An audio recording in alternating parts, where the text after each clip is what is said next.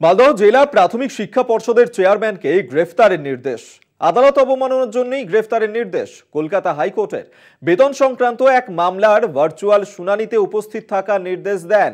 সেই নির্দেশ অমান্য করাতেই গ্রেফতারের নির্দেশ দেন বিচারপতি। আপনাদেরকে আরও একবার জানিয়ে রাখবো, কলকাতা হাইকোর্টে বেতন সংক্রান্ত এক মামলাতেই এই নির্দেশ দেওয়া হয়েছে, যেখানে প্রাথমিক শিক্ষা পর্ষদ মালদহ জেলার প্রাথমিক শিক্ষা পর্ষদের চেয়ারম্যানকে গ্রেফতারের নির্দেশ দেওয়া হয়েছে।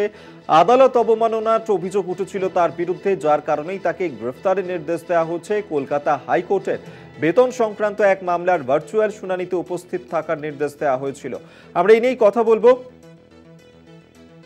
গৌতম চক্রবর্তী আমাদের সঙ্গে টেলিফোনে রয়েছেন প্রতিনিধি, আরো বিস্তারিত জানাবে। গৌতম, ঠিক কি কারণে গ্রেফতার করার নির্দেশ দেওয়া হয়েছে মালদহ জেলা প্রাথমিক শিক্ষা পর্ষদের চেয়ারম্যানকে?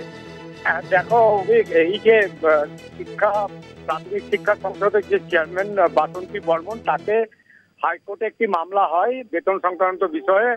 মাহফুজা খাতুন মামলা করেছিলেন এবং গত 19 তারিখ ভার্চুয়ালি হাইকোর্টের বিচারপতি তাকে উপস্থিত থাকতে বলেন বিকেল 3:30টার সময়। কিন্তু এই বাসন্তী বর্মন মালদা জেলা প্রাথমিক শিক্ষা পর্ষদের যিনি চেয়ারম্যান, উনি উপস্থিত থাকেননি এবং উপেক্ষা করেন, তার নির্দেশ মানেননি হাইকোর্টের। ফলে আজকে হাইকোর্টের বিচারপতি তাকে গ্রেপ্তারের নির্দেশ দেন, পুলিশকে নির্দেশ দিয়ে অবিলম্বে তাকে কলকাতা হাইকোর্টে হাজির করতে বলেন। এরপরে আমরা বাসন্তী বর্মনের সঙ্গে যোগাযোগ করি। উনি বলেন যে আমি জানতে পেরেছি হাইকোর্ট এরকম একটা নির্দেশ দিয়েছে, এই মুহূর্তে আমি কলকাতার উদ্দেশ্যে রওনা দিয়েছি। আমি বিষয়টা বুঝতে পারিনি, আমার লয়ারের সঙ্গে আমি কথা বলছি এবং মহামান্য হাইকোর্টে আমি উপস্থিত হচ্ছি, এমনটাই জানিয়েছেন। এই মুহূর্তে উনি মালদাতে নেই, কলকাতার উদ্দেশ্যে রওনা দিয়েছেন।